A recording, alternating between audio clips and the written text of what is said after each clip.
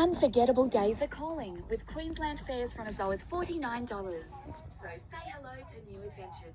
So last week I was lucky enough to be invited by the Department of Transport and Planning to look at a mock-up of the newest train coming soon to Melbourne. Today I'm going to take you through what I saw and give my thoughts on it.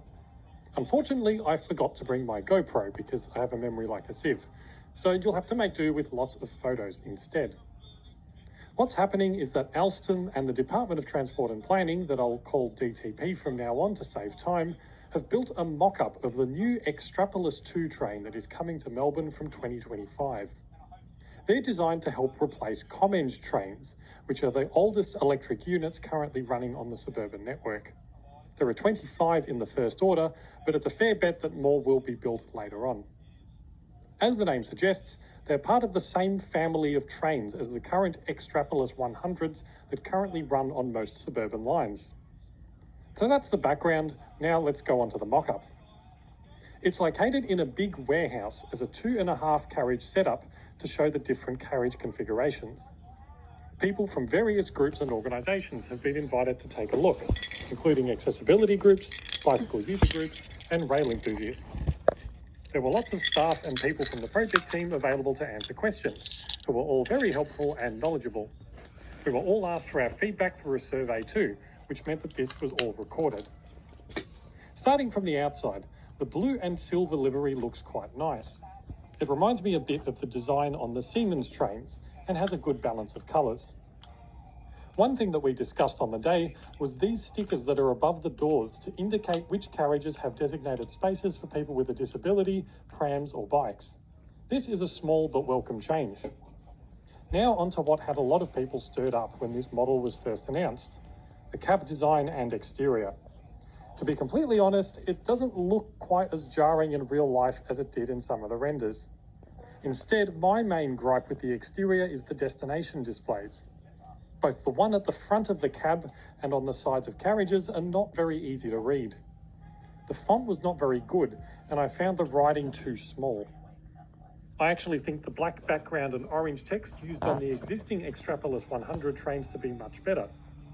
One suggestion that I had was to locate a display directly above some of the carriage doors, which could also be used in the future to display capacity information. One small but important detail here is the suspension. The current Extrapolis 100 trains have spring suspension, which accounts for their bounciness and sometimes uncomfortable ride.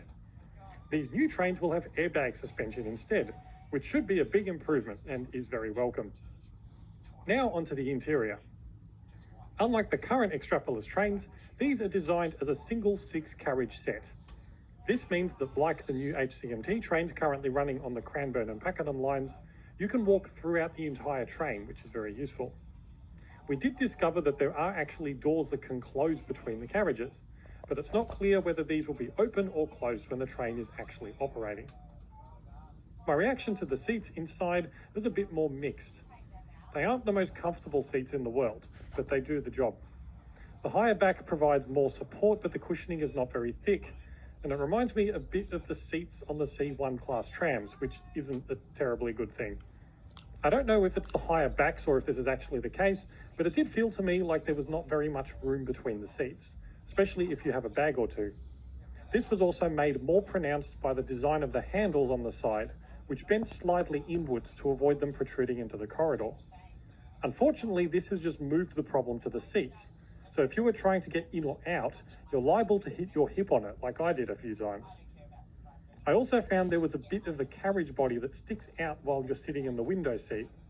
It wasn't that bad, and some people might like a bit of support to lean on, but I found it a bit annoying. On a more positive note, a lot of thought seems to have gone into making the train as accessible as possible. There are lots of dedicated spaces for people in wheelchairs and other mobility devices, especially in the first and last carriage. We were told that the access way between the seats is the widest of any train in Melbourne, and the doorways are slightly wider at about 1500 millimetres. There are a lot more facing seats perpendicular to the carriage side, which I think is a good thing. It creates more capacity on the train while only slightly reducing the total number of seats. My only gripe with this design is that they are a bit too close together. If you have someone sitting on either side of you, you will get squished. There was a lot of show and tell about the new accessibility ramps as well. These can be deployed from the front door of the first and last carriage to get people who need level access on and off the train safely. Unlike the current extrapolis trains, they are much better integrated into the carriage body and take up much less room. They're also semi-automatic to make the driver's job quicker and easier with less manual handling. They can also be deployed to accommodate platforms that are actually higher than the carriage and not just those that are lower, as you can see in the photo here. It's also pleasing to see that there are 3 doors for each carriage. A mistake that was made with the Z1 and Z2 class trams by only having 2 doors was unfortunately replicated many years later when the Siemens trains were ordered, with only 2 doors per carriage. So it's good to see that we seem to have continued to learn from these mistakes. The interior passenger information is very good, similar to the HCMTs.